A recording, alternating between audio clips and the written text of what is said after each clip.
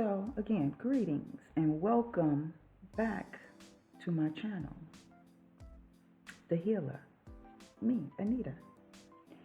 And I might do a little bit of rambling, but my soul was led here. And join me as I sip on some tea, okay? And it's not going to be about gossip. It's not that kind of tea. I'm literally drinking a big full cup of tea. And just to let you know, if you want to know, and for those who knows and be wanting to know, it's okay to be nosy. Because sometimes being nosy is a part of being a researcher. You got to do your research. So anywho, this is a cup of green tea with, I think it's gallberry honey, made with gallberry honey, if I'm correct, or just raw honey, but I know it's organic, with lemon, cayenne pepper, and apple cider vinegar. And I know you're like, girl, what's that you got going on? What is that concoction? Well, you already know, well, if you don't know, apple cider vinegar is good for alkalining the body, as well as flushing out fat from the body. So it's good for those people trying to lose weight as you work out. All right. And I put it in my tea because drinking it straight up gives me heartburn on the brain. All right. Not literally heartburns on the brain, but it feels like it goes from my throat to my brain. But it makes it taste better. And it allows it to go down smoother. So yes, that's why I have this mixture or concoction, if that's what you want to call it. So, I'm trying to get that word out of my vocabulary too much. Well,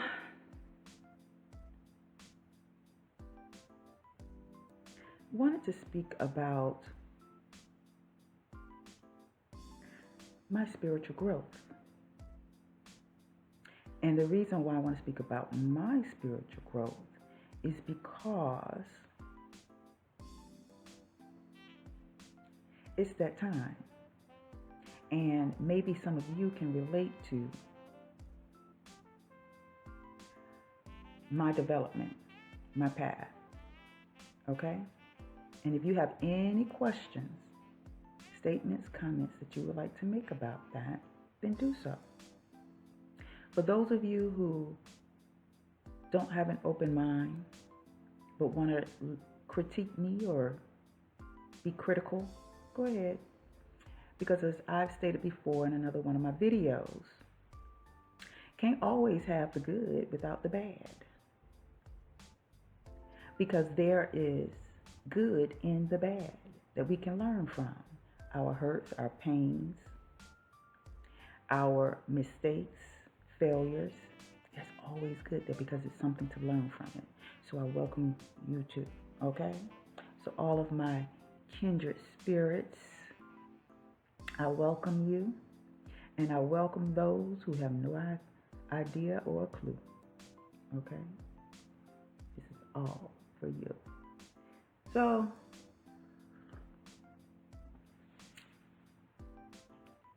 I've always been on a spiritual path. Let me mention that first. It's just, I'm becoming more aware of my path because when I was younger, I just thought those were things that was happening that you just couldn't mention. And even if I did, because me and just weird like that, I would still mention it. And then realize, oh, this is why I don't have no friends. Because, yeah, it can be a lonely path. But just know that on this spiritual path, at least my spiritual path, I've made friends because I'm in the organization of making family. No more friends, because the word friends have fry and end in there. Somewhere around Friday, it might end. Before or after, however you want to put it. So I recognize my friends because I've had a lot of them, and I've never kept them. No. And it's okay. It's all good. I did not need to keep them.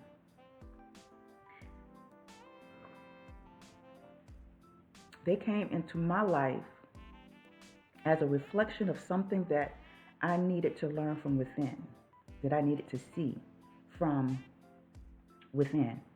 Okay? And it's been some ups and some downs. It's been traumas and triggers, trials and tribulations, as well as a lot of tests. A lot of tests. I've come to take note to signs, symbols, and synchronicities that go on around me, as well as having serendipitous situations occur. Fated situations, divine occurrences, paranormal type situations that lets me know that at a young age, I had to get away from religion, because what I was being taught about religion, it wasn't coinciding with what I was experiencing. Okay? Now, what you have to understand is everybody have their experiences. And I learned that you can't talk about your experiences to everybody, because not everybody share the same experiences as you. And they will look at you like you the one who don't have a clue. Okay? This is so good. I just want to stop talking to y'all and just focus on this and think. So, anywho, so those were some things I had to learn, and I've been in situations where, not on purpose, where I was forming relationships with women, intimate relationships with women, but I came to realize that wasn't for me. I was really like bi-curious. And don't get me wrong, when I look at women, I see them as beautiful creatures. I see men. Yes, they the creatures. I do. Because I've given birth to both male and female. I have. But I realized after my experiences, intimate experiences with women, I learned some things about myself as a woman. It was a part of my spiritual path, and don't get me wrong, it's probably not another person's spiritual path. It was just an experience that was on my path. You know, when you're on your path, you have detours, and sometimes you get detoured and distracted a little bit. And it's okay to have those detours towards distractions, so that you can pick up some knowledge and experience, which allows you to gain wisdom along your way. Because you're in for something that's needed, that's adding to your spiritual, mental, emotional resume, and even maybe your physical resume. Okay? All right.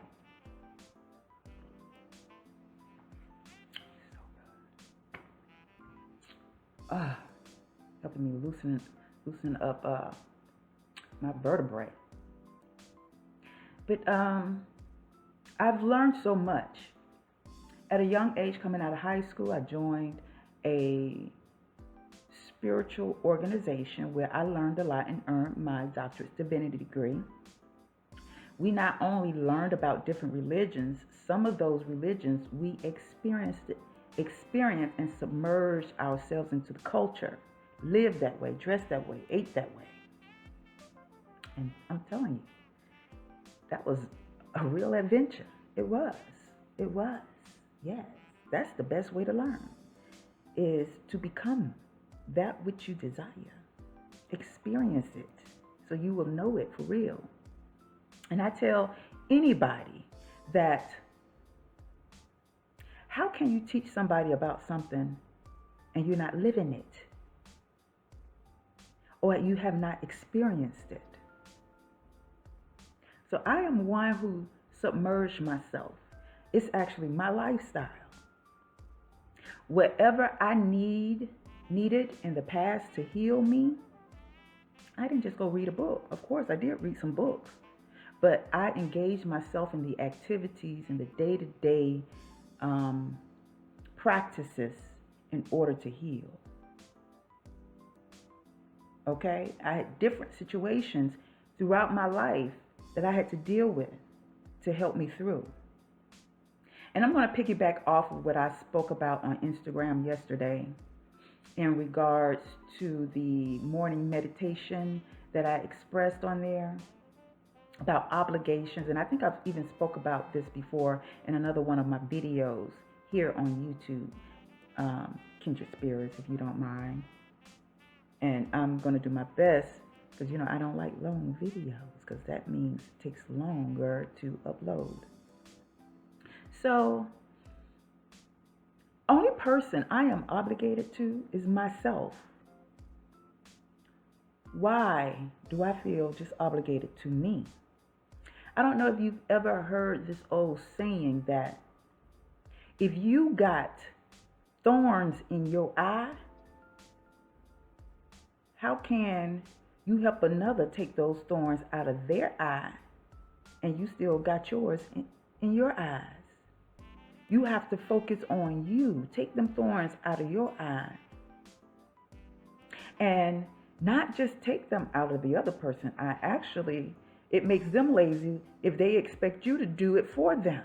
You show them and tell them how to do it. It might be a little painful, but you express the routine, the route in which you took, so they can do the same thing for themselves. So I'm the type of healer. I'm not here to put my hands on you and heal you. I'm here to show you how to generate the energy in your body, the chi or the energy in your body, utilize from grounding yourself through nature, sun, certain things you must eat, practices you must do, meditation, prayers, exercises, yoga. Did I say meditation? I think I did. But anyway, etc., etc., so that you will know how to do these things for yourself. And I prefer to relate to those who can relate to me. That's why before I do a healing session, a holistic healing life coaching session with anyone, I do a consultation, because I want to be able to relate to you. I want you to be able to relate to me. And I want to know that you are truly ready and dedicated to healing your limited beliefs. Okay? Because it's no joke. It's no joke. Because if you cannot submit to your teacher and be a student within that time to learn and gather the knowledge and experience to heal yourself, how can you become a teacher and heal another or show another? And even if that's not what your career goal is, it teaches you patience when you're able to humble yourself to another and listen. So, your focus all the time should be you.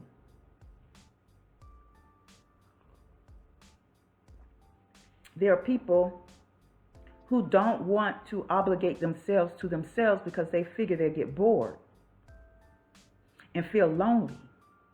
Because like I said, There are some experiences you may have to take on. There might be some lonely nights, lonely days. But it's only lonely because it's your perception of what lonely is. Lonely and being alone is two different things. And don't get me wrong, you will probably experience loneliness due to living your life as a human being with an ego attached.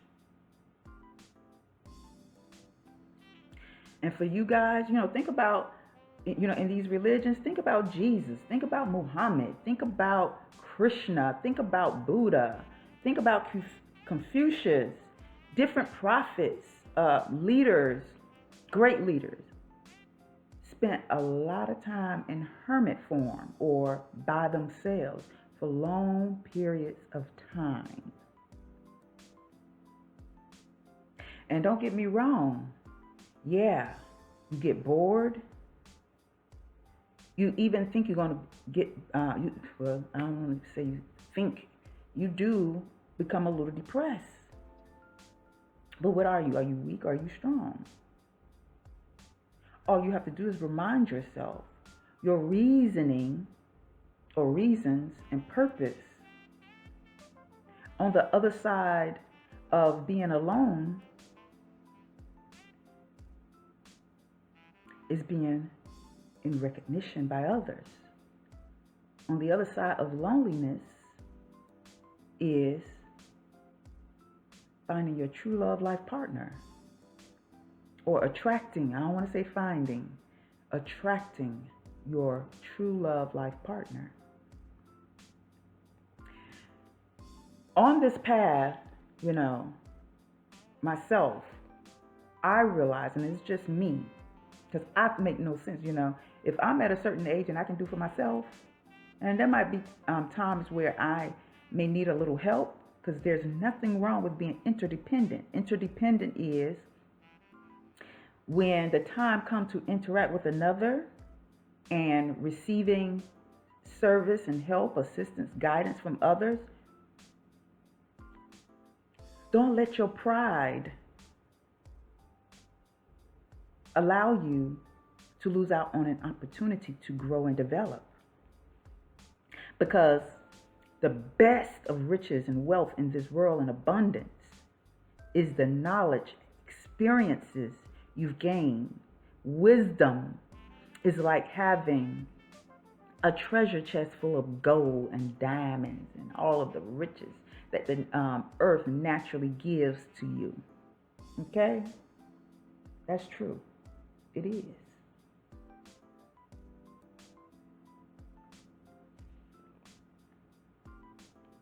And even if you have all this knowledge and experience, don't expect the person to go out and be like, well, I'm going to go get rich with money.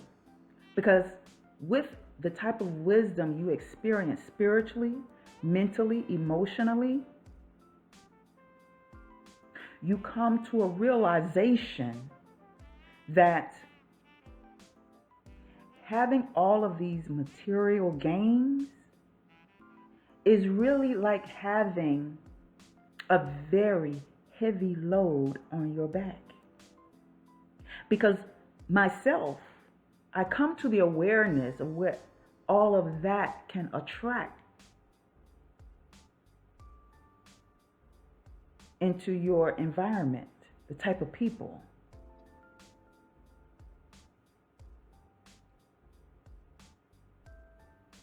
I am grateful for the richness, the riches I have within.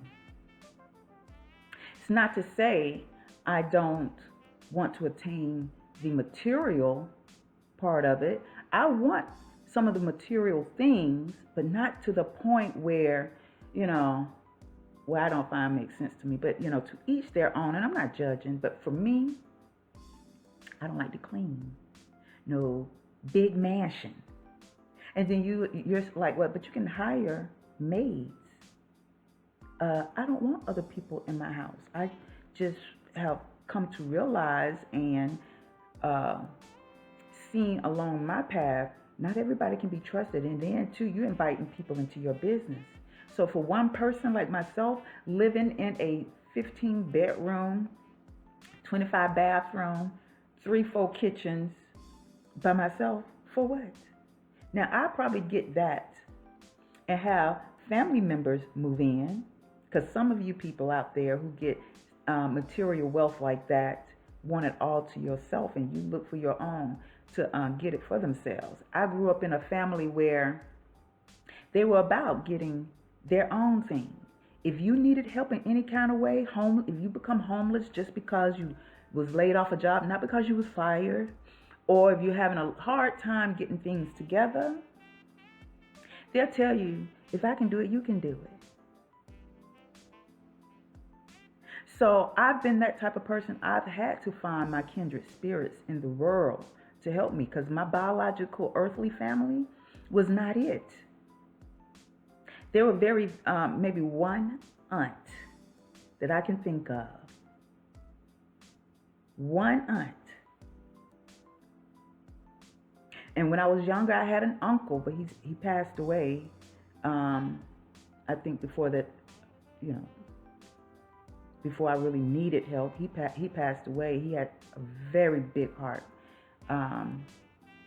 But he used to make sure, when I was in high school, I tried to, he tried to make sure I had necessities, things that was needed. He treated me as I was his child. I may have like a couple of cousins, maybe. Not that I could call on for help, but that would still communicate with me. And I'm not putting my family down, to each their own. So for me having that experience, I want to teach my family, and by way of showing them, when your sibling, your family, your close family members, you help them. I look at the Africans when they come over here, Africans from Africa come over here, and they send money back to their family to help them out. I have so much respect for that. Because, and it's not to say all black-born Americans, brown-born Americans, African-American-born Americans. It's not to say all of them do this. But you do find a lot, and it's probably because of the media that shows that a lot in the media.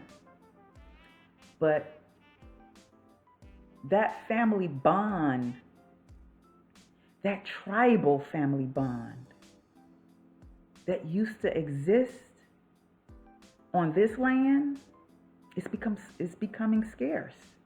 And let's hope, even if I said it's becoming scarce, let's just say it was scarce. Let me say that in the past tense.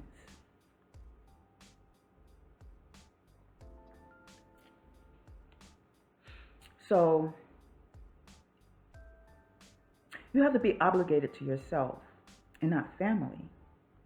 Because when those family members aren't around, whether they have passed on and transitioned out of this life or moved on in other ways in their life, and you're sitting up there wishing you could have done this, been with this person, experienced this, it's not their fault. It's yours. Because you allowed them to manipulate you. And if you're one of those people who cannot make decisions for yourself, and you turn to people in your family just because they're older than you or because they have more experience than you, you got to come to understand something about making your own decisions. People who are older than you lived in a different time. Yeah, they got some wisdom, but who has the last word should be you. You have to really examine your feelings, your experiences that you've had at this place or with this person, or during that time doing this thing or and experiencing that thing,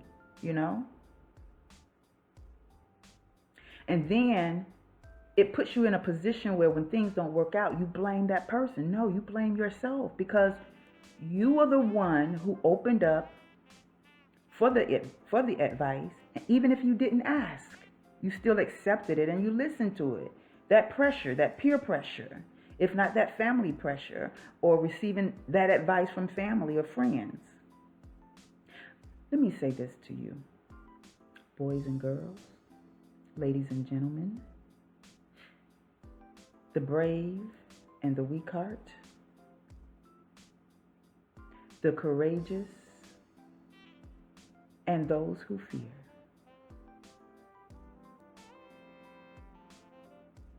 The only spirit that's coming to save your soul is the spirit that you develop within yourself up to Christ consciousness, to make you aware and enlighten you, give you the knowledge to get up off your butt, use your feet and hands and what you know to go out there and get the freedom, or experience the freedom of adventure in this world. The emotions that you feel and the feelings that run through you. Be true to it. Question it. And if you don't get an answer right there and then, sleep on it. It may come to you in a dream. It might whisper to you in the ear while you sleep and snore. And you wake up refreshed with an answer.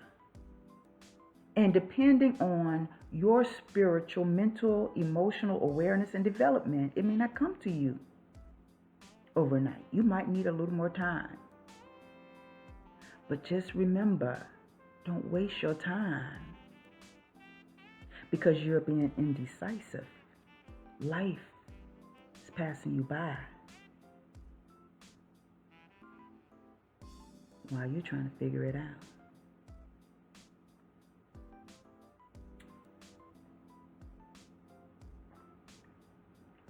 Pray about it, meditate about it, but don't hesitate about it. All right. So let's continue on our long journey on this short ass path, because for some of us, it's going to take a long time to get through these few little chapters in life. All right, peace, my people. Oh, yeah. Don't forget to leave a comment below or questions. Like, share this video, and subscribe, please. And visit me on my other social media platforms, for I do not put the same content on each. On Facebook, sometimes I do live lectures, or I post videos, or I'm making postings to keep you encouraged and enlightened. On Instagram, I'm doing the same thing, but in a different way, as you see here. All right, this is too long. I did not mean to go 30 minutes, but my heart goes out to you. And just remember, I'm Anita the Healer. I'm going to leave my email on here. If you want one-on-one life coaching sessions, I am here for it. I am master certified in neurolinguistic programming as a practitioner to delve deeper into your issues, as well as having some experiences in my life where I've gained wisdom in. And I do research also to ensure the value of the information that I share with you. All right. So don't believe me. Go and check it out.